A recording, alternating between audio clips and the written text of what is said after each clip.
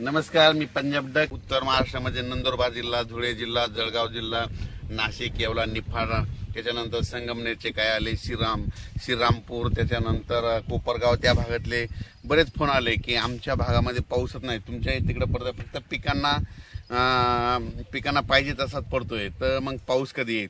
तर उत्तर महाराष्ट्रासाठी खास करून एक आनंदाची बातमी की उत्तर महाराष्ट्रामध्ये 15 ऑगस्ट पासून ते 22 ऑगस्टच्या दरम्यान जोरदार पाऊस पडणार आहे. म्हणजे तिकडं ना तुम्हाला सांगतो 16, 17, 18, 19च्या नंतर चांगला अतिवृष्टी देखील काय ठिकाणी होणार आहे, मुसळधार होणार आहे. आणि त्यांचे फोन आले की आमच्या विहिरीला पाणी आलं नाही. तर ह्या पावसामध्ये तुमचा हा पाऊस निर्णायक ठरणार आहे. विहिरीला देखील तुमच्या पाणी येणार आहे, वडी नाली देखील वाहणार आहेत. म्हणून उत्तर महाराष्ट्रातल्या शेतकऱ्यांनी हा अंदाज लक्षात घ्यायचा. त्याच्यानंतर परत सांगू इच्छितो की मुंबई, पुणे, नाशिक, संगमनेर, इगतपुरी ह्या कोकणपट्टी त्या भागातल्या सर्व शेतकऱ्यांना सांगू इच्छितो की तुम्ही काय करा, म्हणजे तुमच्याकडं म्हणजे 17 ते 22च्या दरम्यान, म्हणजे 17 ऑगस्ट पासून 22च्या दरम्यान मुंबई असो, पुणे असो, त्याच्यानंतर नाशिक, इगतपुरी या भागामध्ये अतिमुसळधार पाऊस पडणार आहे. म्हणून हे अंदाज लक्षात. मुंबईला देखील म्हणजे असा पाऊस पडेल की तिथलं काही ठिकाणचं म्हणजे पाणी साचण्याची शक्यता आहे. म्हणून हा मुंबईकरांनी खास करून हे म्हणजे 17 ते 22 अंदाज लक्षात घ्यायचा. त्याच्यानंतर पुण्याकडे खूप पाऊस पडत असल्यामुळे तिथलं परत त्या नद्याला पाणी येणार, परत तळ्यांचं पाणी सोडावं लागणार.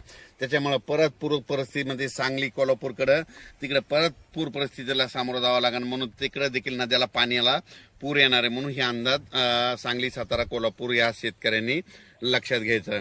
त्याच्यानंतर राज्यातल्या सर्व मराठवाड्यातल्या शेतकऱ्याला सांगू इच्छितो की मराठवाड्यामध्ये आज देखील म्हणजे 10 ऑगस्ट पासून ते 13 ऑगस्टच्या दरम्यान म्हणजे मराठवाड्यामध्ये परभणी जिल्हा झालं, नांदेड जिल्हा झालं, हिंगोली जिल्हा झालं, लातूर जिल्हा झालं, धाराशिव जिल्हा झालं, बीड जिल्हा झालं, जालना जिल्हा झालं, त्याच्यानंतर संभाजीनगर ह्या भागामध्ये आणखीन असा दररोजच म्हणजे पाऊस सुरू राहणार आहे. म्हणजे असं एकदम मराठवाड्यातला पाऊस आता एकदम असा बंद होणार नाही. आणि सगळ्यात महत्वाचं सर्व शेतकऱ्यांना महाराष्ट्रातलं सांगू इच्छितो की राज्यामध्ये मागच्या महिन्यात कसं समजा थोडी उघाड दिली होती, खंड म्हणजे 10-15 दिवस पाऊस पडला नव्हता.